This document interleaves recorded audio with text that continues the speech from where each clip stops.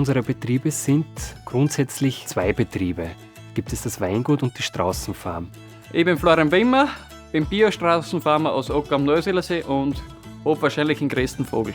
Ich bin der Thomas Wimmer aus Ockau und ich betreibe ein Weingut. Innovativ sind wir in dem Sinne, weil wir als erste österreichische Straußenfarm da eigentlich im Bio-Status erhalten haben. Zu einer Straußenfarm bin ich eigentlich gekommen durch meinen Onkel. Der hat als erster Burgenländer 1993 die Straußenfarm gegründet. Und nach 20 Jahren hat er gesagt, er hat jetzt die Straußenfarm schon lange gehabt und er würde jetzt damit aufhören. Ne? Ich habe die Straußenfarm dann übernommen und auf Bio umgestellt. Also mir ist wichtig wegen der Nachhaltigkeit. Also ich will schauen, dass meine Böden gesund sind und auch meine Tiere. Und deswegen war mir das auch wichtig, dass ich auf Bio und alles aus dem eigenen Hof beziehen kann, wo ich dann auch verfüttern kann. Wir haben dann eigentlich mit 2015 dann gestartet, die Straußenfarm mit dem Weingut zu verbinden. Und wie halt die Idee so geboren war, haben wir gesagt, eigentlich kann man Straußenfarm auf die Etikette auch drauf haben. Weil es ist markant, man erkennt es von der Weiden.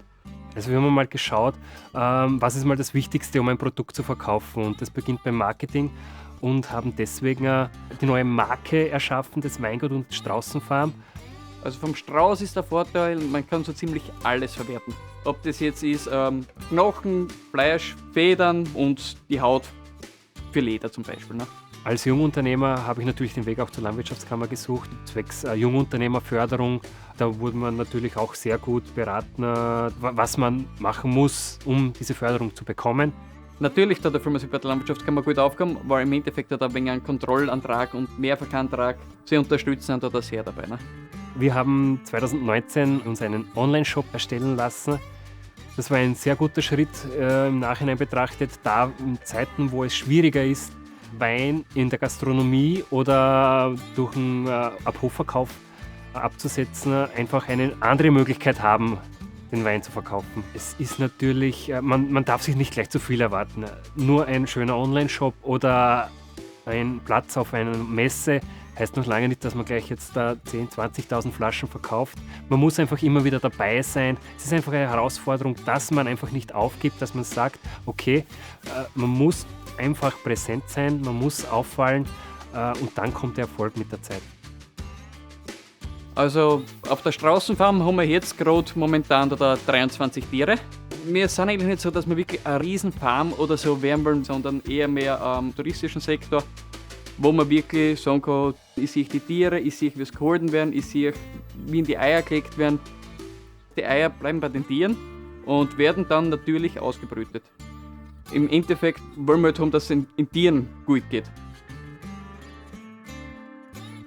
Wir haben 9 Hektar, die wir auf unterschiedlichsten Lagen in ganz Ockau verteilt haben.